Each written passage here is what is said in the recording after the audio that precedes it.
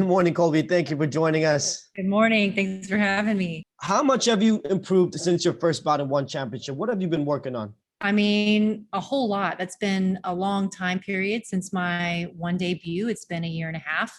Obviously, COVID kind of, threw a monkey wrench into plans for 2020. I wanted to fight multiple times last year. That didn't get to happen, unfortunately, but that meant there was a lot of time for me to train and focus on myself. I'm very, very blessed and fortunate to be able to have a gym of my own with my husband. So we had, you know, all the time in the world to just train and get better and focus on improving in areas that I felt like I was lacking. So I feel like for this camp in particular, I spent a lot of time up in Sacramento actually with Team Alpha Male. So I made that kind of change for this fight. And I think that everybody's going to see a new and improved Colbey 2.0 in every area of my game. And I'm really looking forward to showcasing my new skills. Here, our first question will go to Gavin Austin of Behind the Grid. Gavin, please go ahead.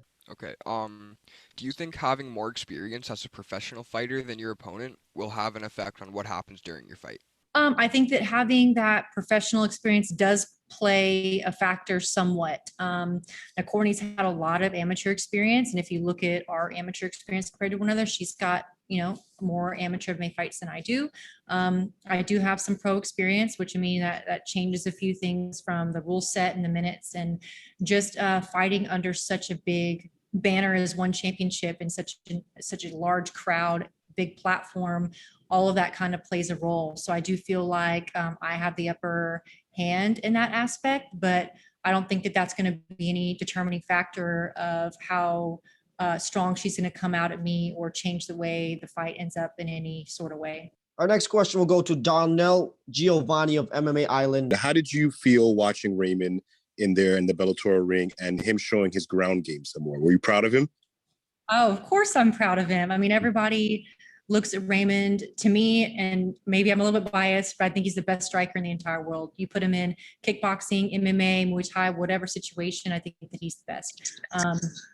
Yes, I'm a little bit biased, but that being said, you can look at him now and say he's not just a striker, he's a mixed martial artist. So he was a kickboxer, going into MMA, having to learn all the grappling, having to learn all the wrestling, basically from the ground up. And he's kind of having to do a crash course because he's not 20 years old anymore, just starting to learn MMA with all the time in the world, So he's kind of having to put a rush on things.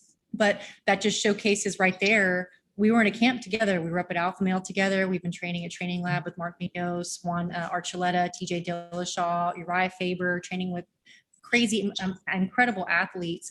I think that Raymond was a good example to show the kind of improvements, not only that he's made, but that I've made as well, that I'll be able to show in a couple of days. And will you be training at Team Alpha Male going forward? Yeah, that's a great question because a lot of different factors went into that transition. So my home gym is the Training Lab with Mark Munoz, with Juan Archuleta, TJ Dillashaw, our coach Sam Calavita. That's my home up in Southern California, Orange County. COVID kind of, the restrictions in Southern California are really, really tight. So a lot of gyms closed down. A lot of people are not out and available to train. So I kind of had, I didn't have as many training partners as I needed.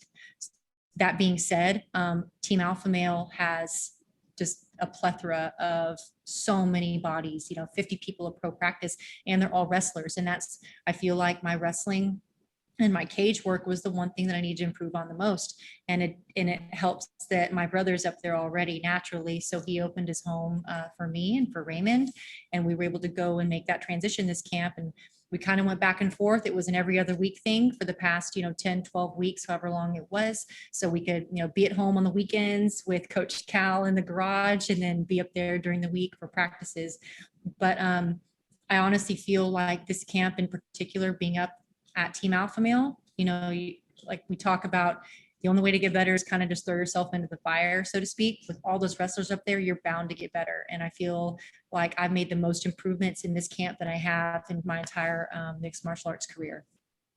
Our next question will go to Ivan Stewart of Dugout Philippines. Ivan, please proceed. So my question is, your brother Sage was supposed to fight as well on Thursday, but yeah, he backed out due to like some complications on COVID. So you feel sad that you won't have Sage by your side on on Thursday. Of course, that was a really unfortunate thing, and it breaks my heart because I know how badly he wanted this fight, and I know how badly he was ready to come back. I mean, obviously after his last fight in his debut not going the way that any of us anticipated, being off for 2 years, that's a long time. And so he was more than ready to come back. And then COVID is just one of those things that, you can't play around with. So when he got COVID, he got very, very sick. A whole bunch of things happened. He's still dealing with some post-COVID complications that he's having to see specialists for. But it's really disheartening. The last time that we fought together on a card was back when we were both amateurs, so many years ago. We had, all these amateur fights together on the same card. So to get to do that again on a one championship card was going to be massive. And especially being on TNT, I was really looking forward to it just as much as him.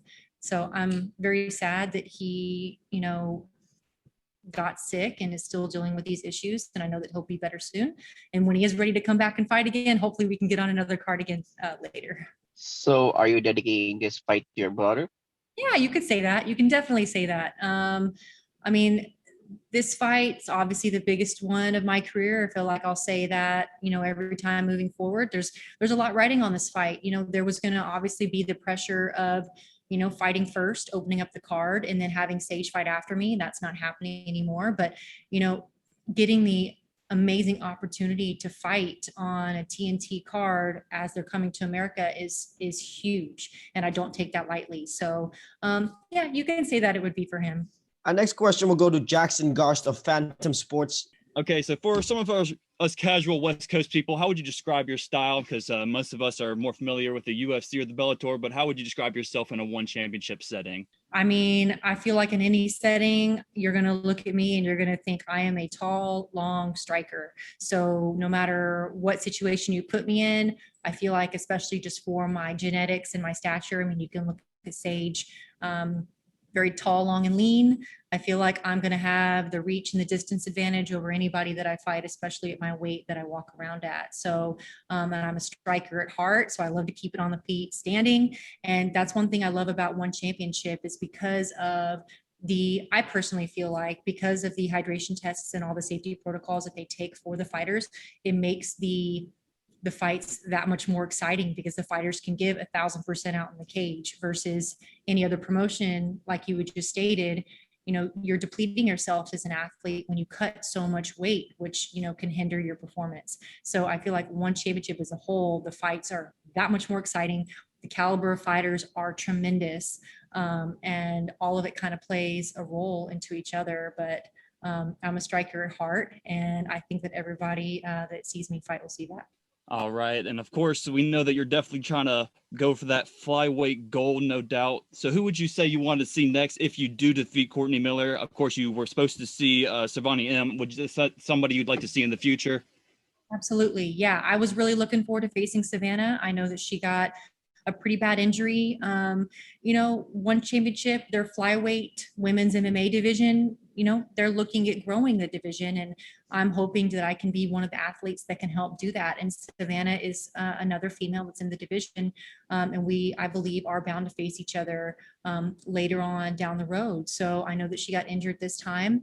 I was really looking forward to that fight, as I know she was. So if she's my next opponent, several months from now, later down this year, I would be more than happy to share the cage with her. All right, and just one last one. What do you really think about Courtney Martin? She's coming off that big Gamma World Championship in 2020. What are your thoughts, and what are some strategies you have taken into this fight? Yeah, I feel like Courtney as a whole is extremely aggressive and she's very tough. She goes forward and she likes to throw. That being said, she took the fight on 2 weeks' notice. So that says something right there about her heart and about how tough she really is, because there's not too many people that would do that. So I'm ready for her to come forward, be aggressive, and put the pressure on. And just like I'm sure she's ready for the same. Our next question will go to Jay Anderson of Cage Side Press. Just wanted to start by building off that last one. I mean, Courtney, like you said, had 2 weeks to prepare for this, but you also have 2 weeks to prepare for her. So how has that switched up the game plan for you? Yeah, that's a great question because it does affect both of us. Obviously, I was training for, however many weeks for Savannah, and then that unfortunately she got injured. So I'm very, very happy that one championship was able to find me an opponent and that Courtney stepped up and said, yeah, I want to fight. Not too many people would do that such short notice, but I do understand the magnitude of this card. So it's a great opportunity for both of us. So I'm extremely grateful that she did say yes. That being said, everybody is a little bit different stylistically, whether, they're more of a kickboxer, grappler, whatever. That being said, I'm still going to be me no matter what. And I'm still going to use my advantages and my attributes in this fight. And I would do that with anybody. So yes, I got an opponent change, but that doesn't mean my game plan changes. It still stays the same. And it still means I'm going to be myself, use my range and my length, and try to keep her at bay. I know this is her pro debut. She does have all that amateur experience. Do you do sort of a crash course on the footage available of a switch like this? Yeah, definitely. I mean, I feel like any fighter would, obviously do their homework. They have to do that. So she does have a ton of amateur experience, like you said. And from what I've seen, she's extremely tough, very durable, likes to go forward, is an aggressive, and is very well-rounded in every area. Some submissions, some knockouts, finishes, decisions. She's got everything. So from what I've seen, her amateur record is 8-1 or 9-1, something like that. And she is the Gamma world champ. So I'm not taking her lightly whatsoever. Courtney's tough. So, I'm ready for anything that she's going to throw at me. There's only so much homework that I can do in 2 weeks. Like I stated earlier, that doesn't necessarily mean that I'm going to change who I am as a fighter, but I'll be ready for anything that she throws. And you mentioned earlier, Raymond had a fight just a couple of weeks ago. I did have a chance to speak to him as well. What's it like going home to someone and having that support from someone who's in the sport himself, understands what you're going through, and is able to help you through it? Oh, it's fantastic. It's something that I can't actually describe how great it really is, because he's my partner in life, but also my training partner as well. So we do everything together. We run a business together. We train together. Everything's together. So it's great that I have somebody who not only supports me and pushes me, but understands what I'm going through and does it themselves. I feel like, like being here in Singapore, only having one corner man, he's here with me in my corner. There's not too many fighters that that can say that have their spouses as their one corner that they would, trust fully 100% with all of their training and everything like that. So it's something that, you can't really describe how great it really is. And I'm very grateful for it. And last one for me, is the timing better or worse to have both of you fighting so close together? Would you have preferred more of a buffer, so to speak? No, this is the first time that we've been in a camp together, and I actually really love it because, it's funny when, fighters as a whole, I feel like when you're in a camp, you're very strict, you're very serious about your sleep, your training, your recovery, your diet. And then when one of us is in a camp and the other's not, the other's a little bit more flexible. One is a little bit more moody, one's a little, not. So it's nice to be going through it together because it takes the pressure off of both of us and we help each other out too. So this has been fantastic. And I am glad that he fought first because I get extremely nervous for him. I'm glad that I'm, fighting after him and then he's all done and can focus on me while I'm here, which is great. The only thing I didn't like is that it was so close to one another that I was not in Connecticut for his fight. I had to be at home and watch on TV, which was unfortunate. That was the first one that I had to miss in so many years. But I love it. I wouldn't change a thing. I'm not going to lie. He said he's more nervous for you. So I guess there's no good option. Really quickly, my last fight, my one debut, I'll go and tell this to people because I think it's hilarious now.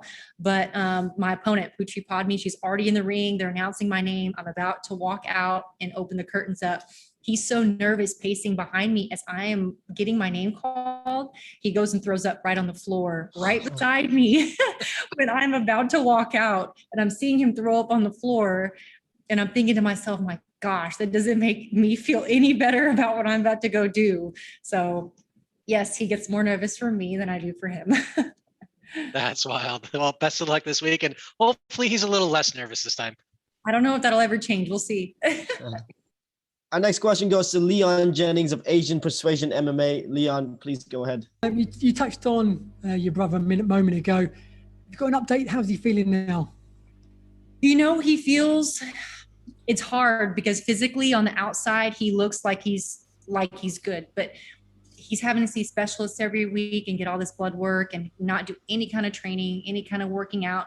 So as an athlete, mentally, that does kind of, mess with your head a little bit.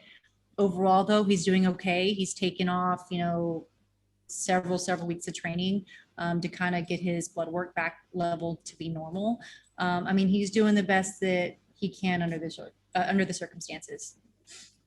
Cool. Well, we hope he gets better soon and hope we see him back in soon. Eddie mentioned a moment ago, he's staying on US time zone. Are you doing the same thing? Yeah, absolutely. It is weird, being obviously over here with the time change, and then because the card is live, we're so used to fighting in the evening time.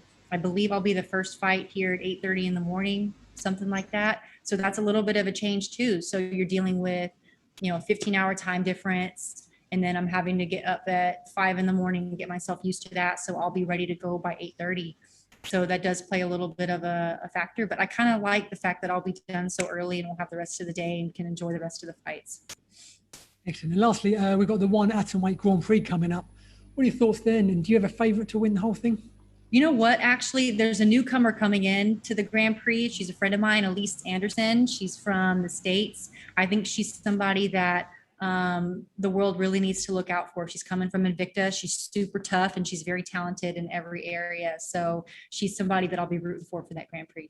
Our next question goes to Dylan Bowker of My MMA News. I'm just curious because the debut outing being in more of like a ring kind of confine and this one kind of being in the one circle here, it seems like the grappling in this last camp has really been like a big area of growth for you. Do you think that's really going to present itself in a fight whereby there could be more combative interaction along Yeah, the that's wall? a great question. I do feel like that is. Yeah, obviously the ring is a little bit different for an MMA fight. You got the ropes, and you got the corners, so it does prevent some movement. And you can't obviously wall walk up the cage and things like that. So I'm happy to be in a cage, and I'm happy that it's a circle. So the circle helps me utilize my movement and my reach a little bit more, my distance and my footwork. In the cage also, having such an aggressive fighter that I'm going to be facing, the cage will help me. It could help her too. If it does go to the ground, help us both get up. I have been working a lot of my wrestling, my cage work, and my ground and pound. So I think the cage could be definitely an advantage for myself, but depending on who you're facing, it could be a disadvantage too. Colbey, we're going to move into rapid fire questions. Whatever comes to your mind, just shoot, all right? Okay. If you could have one superpower, what would it be? Invisibility. Favorite country you've been to? Singapore. What's your favorite food? Lasagna. Who has the best fight style in one championship? Oh, in one championship. Good question. I'm going to go with the female. I'm going to say Angela Lee. What is the one item you could never live without? Probably my cell phone. What's the one compliment that people give you the most? They like my height. Who's the nicest one championship athlete that you've met?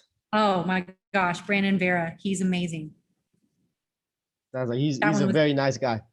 He's so awesome. Thank you so much for your time, Colbey. That's it from us. All the best in the circle.